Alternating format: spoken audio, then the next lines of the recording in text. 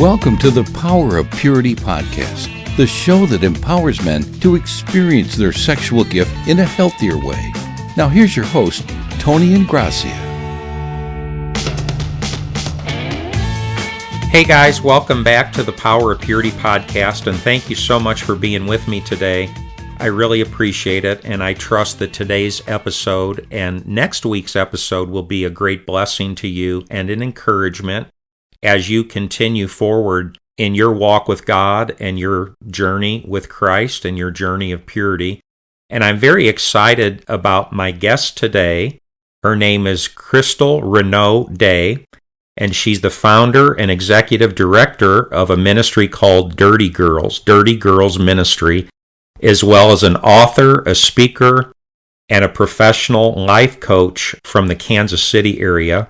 Crystal's written a couple books. Her first book is called Dirty Girls Come Clean, where Crystal shares her story of freedom after 8 years of pornography and sexual addiction, as well as steps and recovery questions that a person can use as an individual or within a group to study together. And her second book is called 90 Days to Wholeness, where Crystal expounds upon the steps outlined in her first book, Dirty Girls Come Clean. And Crystal's work has been featured in the New York Times, ABC News, CNN, Christianity Today, the 700 Club, among many others.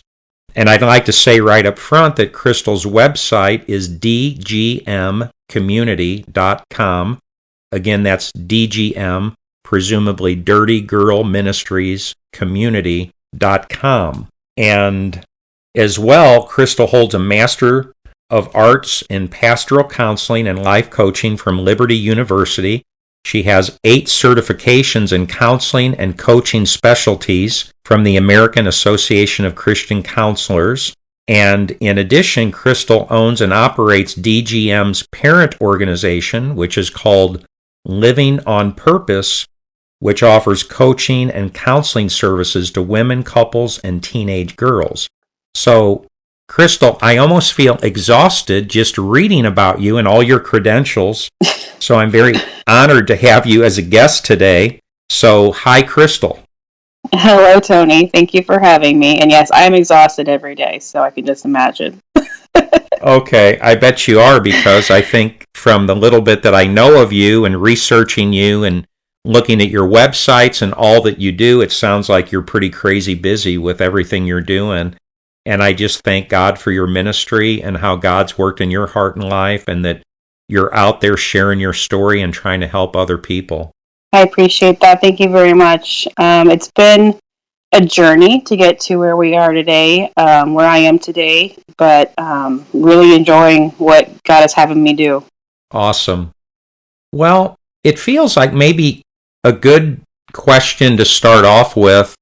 Could you share a little bit of your story with us? Because on your website and in your book, apparently you disclose that you yourself struggled with a pornography addiction. I think you discovered pornography at the age of 10, and that followed you for at least 8 years through the age of 18.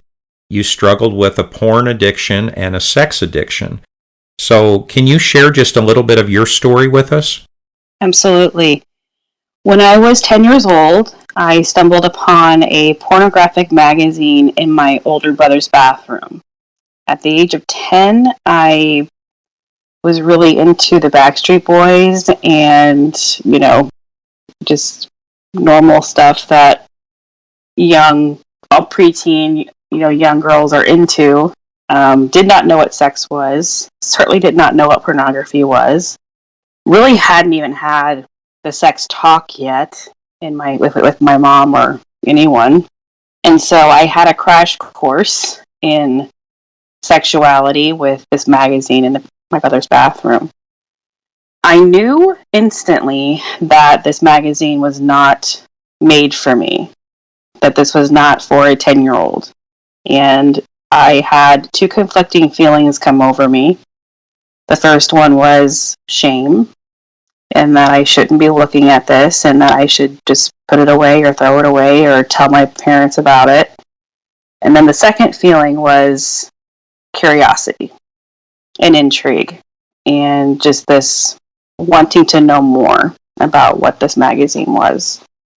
And so instead of turning away from the magazine that day, and I know I'm aging myself a little bit by saying I found pornography by a magazine, but I didn't turn away from the magazine that day. Instead, I fully engaged in it, flipping through every page and taking in this content as deeply as I possibly could. Obviously, at 10 years old, my sexuality had never been awakened before, and that day it was. My body felt different. My brain was going nuts. But ultimately, my heart was exposed to something that no 10-year-old should ever be exposed to, in my opinion, something that no one, regardless of age or gender, should be exposed to. And for a while after that day, that became my daily habit. I would go down after school, because I came home from school to an empty house, and so I would go downstairs and I'd feast on this material until one day it wasn't there anymore. And that was a couple months later. One day I came home and it wasn't there. And immediately I was just terribly upset by that. I was like, well, where did it go? Why can't I look at it? How can I get more? Where can I get more? And at the time, we had dial-up internet and, just normal early 2000, or actually late 90s technology. And so I went online, and even though my parents had filtered dial-up, there was, at the time, very easy ways of getting around that. And so I decided to look things up, like naked people, or boobs, or, just the anatomy names that a 10-year-old knows, and began to find all kinds of things to feast on there. So I did that on a regular basis, and before long, I was 3-4 years later, and I'm in high school, and staying after school, and watching pornography on library computers. And by the time I was 15, it was a full-blown addiction. And masturbation had come into play at that point compulsively, and chat rooms and cyber sex, conversations with who knows who it was, and just continuing to just walk down this path of destruction. When I was 18 years old, I had full-blown pornography addiction, watching pornography every day, masturbating multiple times a day, engaging with phone sex and cyber sex, and talking to strangers sexually on the phone and on the computer. And then I also had a lot of confusion about my own sexual orientation. At that point, it felt like perhaps I was a lesbian, because I was watching, gay porn and lesbian porn and group porn and all of these increasingly taboo subject matters, and really was confused about why I was attracted to it. And so I decided that I wanted to kind of see for myself, am I a lesbian? Am I bisexual? And so I went onto a website that was a, online hookup site, and attempted to arrange an anonymous encounter with a woman. And thankfully, I did not go through with that. But that was sort of my rock bottom moment, because it was me as a Christian, growing up in a Christian household, receiving the Lord at 16, and still struggling at 18. Somehow becoming a Christian didn't stop my issue. I was so sure that, accepting the Lord, it would mean it would go away, and just still battling that. But my rock bottom moment definitely was trying to arrange that anonymous encounter, and just really battling the feelings that I had. And it wasn't until I was almost 19 that I met a woman at a church event that shared her testimony with me. And her testimony included a history of pornography addiction and other sexual addiction. Before I met this woman, I had gone 8 years plus, feeling like the only woman who struggled. Absolutely felt like I was some anomaly, that something was wrong with me, and that women do not struggle with this. And that feeling was compounded by the church in the sense that you'd go to a Sunday sermon and they would talk about, purity and pornography, and it'd be fully and completely targeted towards the men in the congregation in the room. And so I would feel like, wow, they're talking to the men about pornography being a problem, so it must mean that I'm not supposed to, and that there is something wrong with me. And so when I met this woman who was just a few years older than me, having these same struggles and finding victory, I was overwhelmed with the idea that I wasn't alone and that there was actually hope for me. Wow, that's awesome. Yeah. And so with her help, with accountability from her, as well as going to counseling, which is not a bad word, by the way, I received the help that I needed to overcome my struggle. And I do not identify myself as an addict today. I believe I have been fully restored and healed, and worked on those deeper wounds that were causing that addiction, that were feeding that addiction. And for me, it was like most with a porn or sex addiction, it was an intimacy disorder. I didn't receive the love and affection growing up that I needed, particularly from my dad. And so pornography was a counterfeit. It filled these voids in my heart. And so I really had to surrender those to the Lord. And once my relationship with God became authentic and I saw him as my heavenly Father who loved me and who loved me unconditionally, I was able to heal those dad wounds and begin to just see myself in a different way and see love and affection in a different way, to where pornography and all these sexual behaviors I was doing were absolutely a counterfeit to what true love and intimacy are.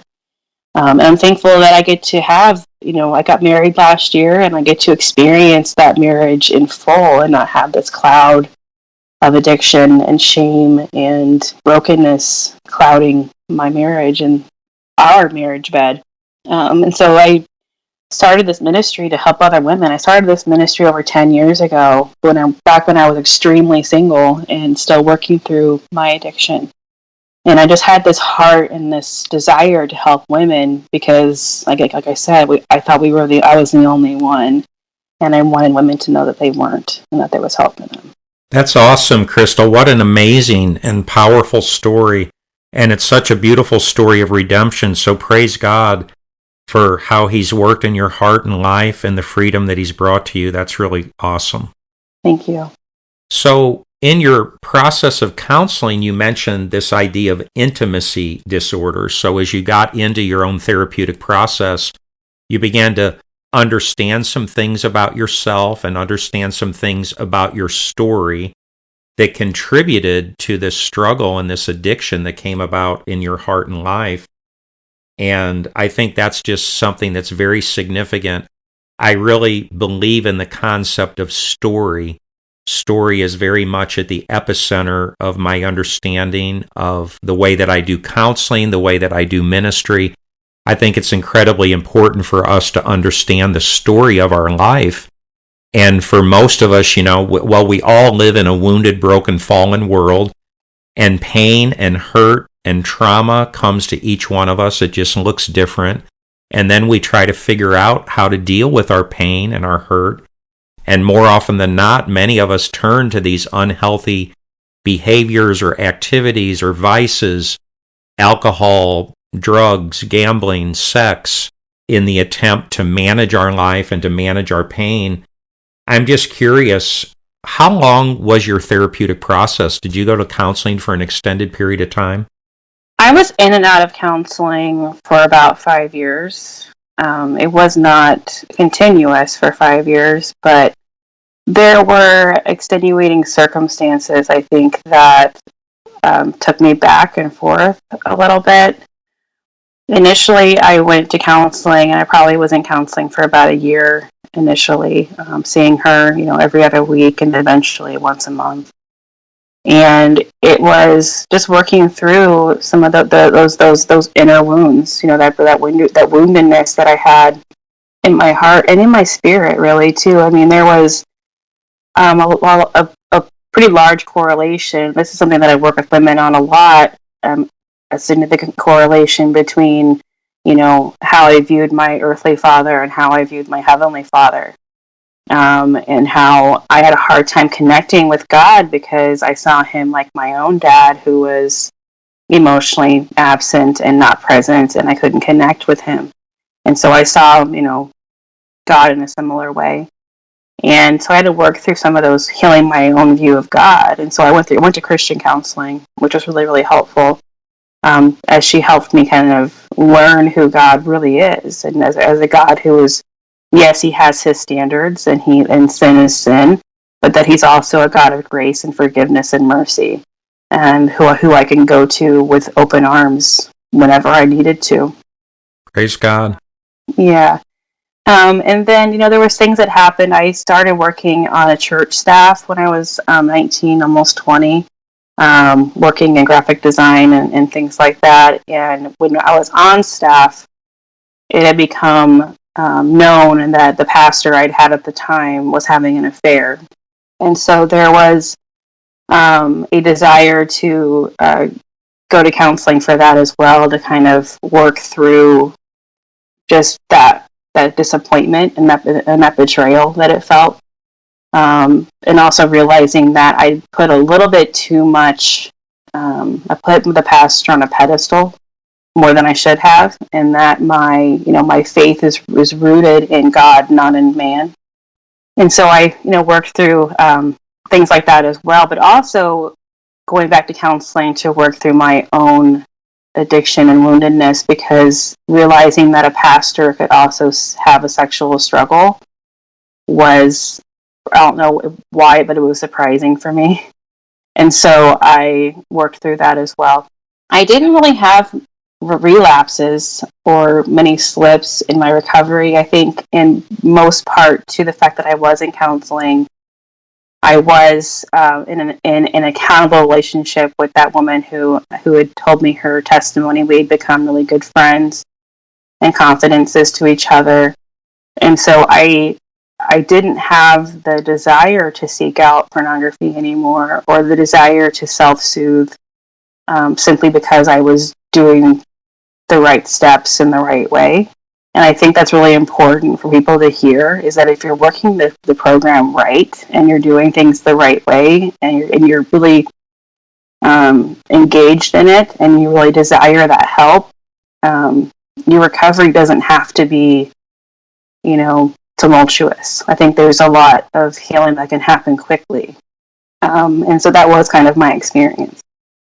It's amazing to me, Crystal, how much of your story is so similar to my story, because I found my father's pornography, I think I was 10 years old, and my dad had a bunch of pornography and XXX books, and I found his pornography, and it wasn't a benign event for me. It's not like I found it and I was curious, and then I forgot about it for 3 months, and then I thought, well, maybe I'll go look again. It's like, it wasn't like that. It was an incredibly powerful experience. And when I found that pornography, I was powerfully attracted to it and interested and intrigued. And I wanted to go back every single day and look at it.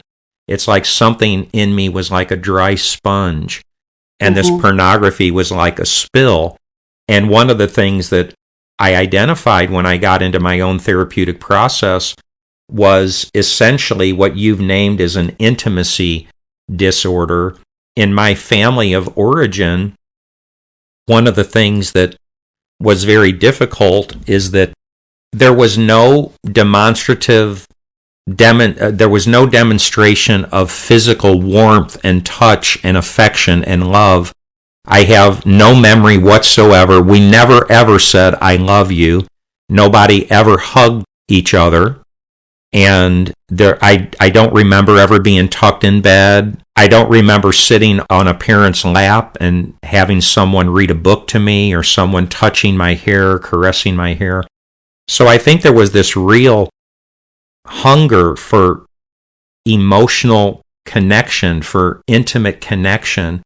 And when I found the pornography, I saw in the pornography people doing the very things that I think I didn't understand that I was so hungry for. Physical touch and people being interested in each other and hugging each other and demonstrating love and attention to one another. And so the pornography kind of became like an emotional intimacy surrogate. And I didn't understand all these things. And then even the parallel in our stories that when I became a Christian at the age of 16, and my very first pastor, I found my very first girlfriend in the context of this church. And I had this girlfriend, and I fell head over heels in love with her. And within a matter of months, I discovered that my pastor, the spiritual father that I loved and looked up to and respected, was having sex with my girlfriend. Wow. They were both sneaking and hiding and like cheating on me, you know. And so all these stories and situations work together to really complicate my journey. So these things were very difficult. But one thing I wanted to mention that you said that was intriguing to me, you mentioned that you went to counseling, and you said that counseling is not a bad word. And I just want to affirm that for our listeners. You're hearing that Crystal herself spent an extended period of time in a therapeutic process. I did too. At the time of this recording, I'm 62 years old, and I figured it out one time. I have spent at least 8 years of my life in therapy, probably closer to 8 to 9 years. And I'm a counselor now, and I've been in therapy very recently. So the first time I went to therapy was like just a few months, and then it was a gap, and then I went to therapy for 6.5 years, and then took some time off, and then I went back to therapy for like another year, and then took time off. So I just think it's really good for therapists to be in therapy, you know? Yeah. It's like we're all broken, we all have issues, we all need to work through things. So can you just comment on that? I just want to affirm to our listeners, there may be a lot of people out there who have never been to therapy. Maybe they relate to it as a bad word. Mm-hmm. And I just want to affirm that you should be open to it. You know, if you break a leg, you go to the doctor. There's people that can help you with a broken leg, right? If you have a problem with your ear, you go to the ear doctor. So we have issues in our life. It's like, I think we have everything to gain to go find a good counselor, a Christian counselor, and get some wisdom, some input, some insight, to have a sounding board, somebody to share with and work through some issues. Yes, and the reason I say that about counseling not being a bad word is because it seems in a lot of Christian circles that it is. That we're supposed to be able to pray away the sadness, pray away the depression, pray away the anxiety, pray away these issues that are underlying negative behaviors in our lives. And I believe, as a God-fearing, I am a Christian woman, that God can heal through prayer. Absolutely. That we can pray for things and that God will heal us with a snap of his fingers if that is his will. But I also know that we are a broken people here on earth, which includes our brain chemistry and our minds.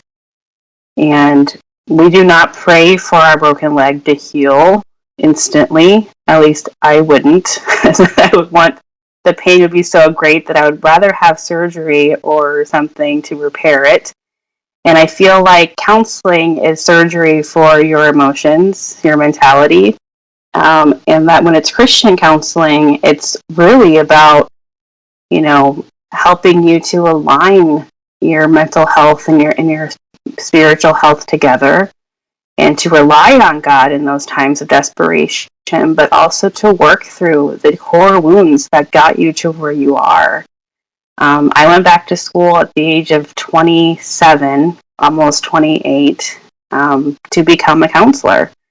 And I did not think I would do that. I really, that was never on my radar, but I had seen counseling be an effective part of my journey and my own healing, that I knew I wanted to be able to have the credentials to help women greater in a better way than just my testimony, which testimonies are powerful, but I wanted to be able to help women in a deeper way.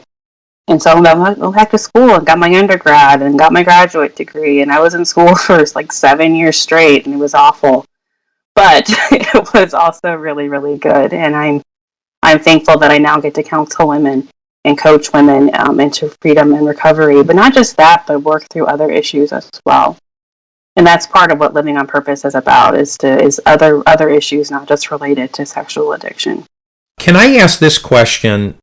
How pervasive is this issue of pornography and sex addiction among women and even among Christian women? Because as you mentioned earlier, in your early experience at church, you would go to church, and whenever the issue would come up, porn addiction and that this isn't good, that the message was directed primarily at men. And the most recent statistics tell us, I use the word plague or the word epidemic. I believe this is a big problem that many, many men are struggling with in the context of the church. And my ministry, The Power of Purity, is directed primarily at men, although I do end up ministering to a lot of women, and I know that a lot of women listen to this podcast. But the statistics tell us that 70% of church-going Christian men view internet porn on a regular basis. So we know it's a big problem with men. But exactly how pervasive is this problem with women? There are outdated statistics that say that pornography addiction among women is about 1 in 3 visitors to an adult website are women. And that comes out to roughly 30 to 40% of women who struggle with pornography. I personally think that the use of pornography is on the rise among women, and it's sort of at a standstill with men. And so I think that women, it's becoming more and more of an issue, and with men, it's kind of the men always have struggled, so that those statistics don't change much. But as women are introduced to pornography in new and exciting ways, which with like the whole 50 Shades of Grey novels and things like that, it's introducing them to pornography in different ways.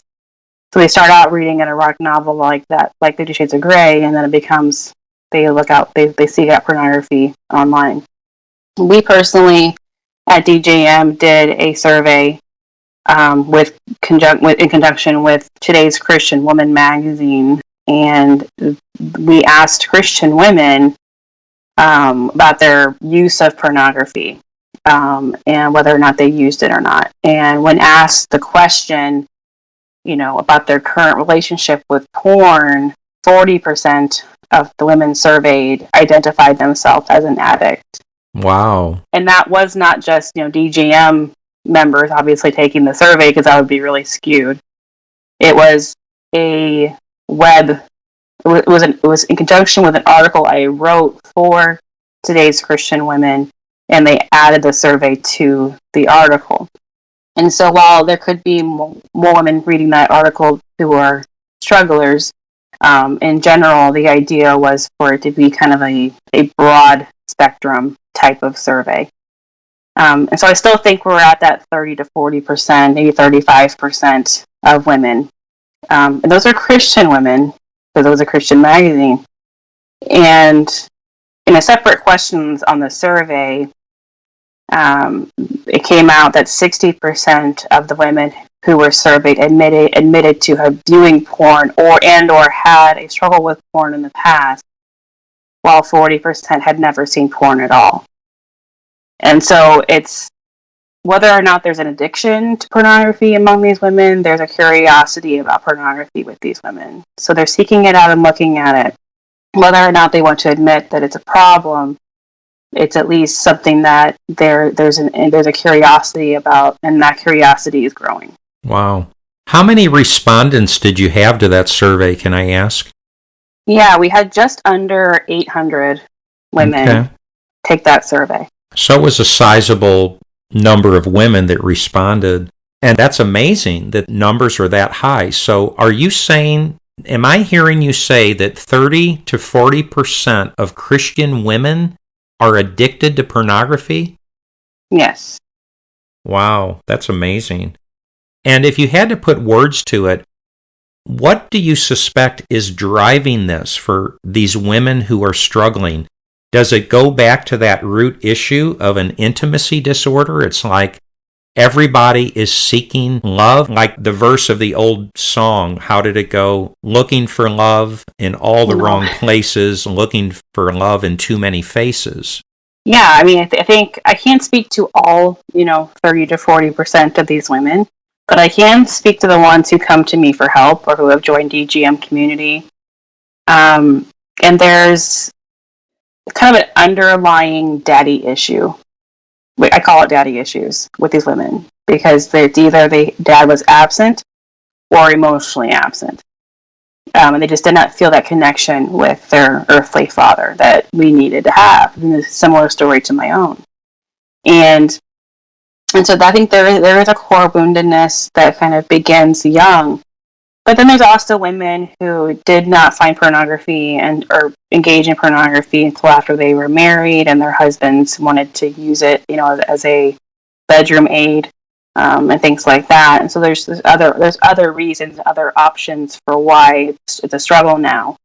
But I do think the large majority is kind of that childhood woundedness or teenage woundedness that kind of makes them susceptible to these issues. So is it that, how do we connect the dots in this daddy issue? Is it that a woman then is looking for attention? She doesn't maybe even consciously realize this, but almost like there's something missing deep in her soul, this attention that I was longing for from my father, this attention, this affirmation, this acceptance, this approval that I wanted from a man, and I never got it the way I should have got it in a healthy way. So there's like this deep longing for approval from men, acceptance from men, and in the pornography, these women see what greater way to be accepted by a man than to be sexual with him, that this is the ultimate level of acceptance and love and touch and intimacy. Like they're trying to find in the pornography this deep longing that's been embedded in their soul since they were little girls or something. Yeah, and like I said in my own story, it was a counterfeit. It was a counterfeit for true intimacy. And that's true of men or women watching pornography. It's a counterfeit of true intimacy and affection. With women, statistics say that 80% of women will take their pornography addiction behavior and escalate that into an in-person encounter and start being promiscuous physically. And that was kind of my story because the pornography stopped being so enticing and I needed something different. Because women are more emotional, we need that more of that relational connection. And that's in part why pornography is changing. Porn producers are starting to create more storylines and female-friendly porn, where it's not just, pizza boy knocks on the door and then you have sex. There's a story involved where it's more about relationship. Wow. Yeah, that makes sense how that would appeal to females much more. And the guys might fast forward through all that to just get to the sex scene, Exactly, yes. Yeah. I mean, not that you should, but if you were to go on like Pornhub website, like there's a category called women friendly or, porn for women. It's an actual category that they're putting these types of storyline generated porn videos in so that women can more easily access stuff that they would be more inclined to be intrigued by and want to engage in. Wow. And so it really is more relational for women, but it does kind of begin the same way. It begins with that intimacy disorder. And when you're talking about Christian women, particularly Christian single women, there's this idea of, okay, I am a good Christian woman, and so I don't want to have sex. I don't want to lose my virginity. But I have all these sexual desires. I'm created to be sexual, and I can't do anything with them. And so they begin to masturbate or things and that kind of behavior But then that's kind of hard to do without fantasy and these, kind of creating the groundwork for a masturbation session. Right. As they say, that what's the greatest sex organ in the human body? It's the mind, the brain. The mind. Yeah. It's like we need to play something on the big screen of our mind to get ourselves into the erotic place. Yeah. Where we can have a sexual experience, even if it's just having sex with myself through masturbation. Right. And a lot of young Christian women, they don't know how to fantasize really in a way that will stimulate them enough. And so then it becomes, okay, I'll watch pornography and that'll probably help. And then as you bond with pornography through an orgasm, because we know how brain chemistry works, that all those chemicals bond you to whatever you're with. They become bonded to pornography, and masturbation and pornography become synonymous and hand in hand, and so it becomes an addiction. Wow.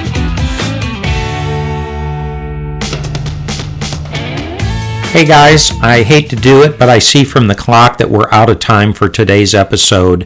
So I invite you to come back next week for part 2 of this fascinating interview with Crystal Renaud-Day of Dirty Girls Ministries. And I know that you'll be blessed. So I'll look forward to seeing you right back here then. In the meantime, be blessed. Have a great week. Have a great day. And I'll see you right back here next week for the next episode of the Power of Purity podcast. God bless you. Thanks for listening. Visit powerofpurity.org for more resources and information. And if this podcast has been helpful or encouraging, please invite a friend to listen. Until next time, remember, there's power in purity.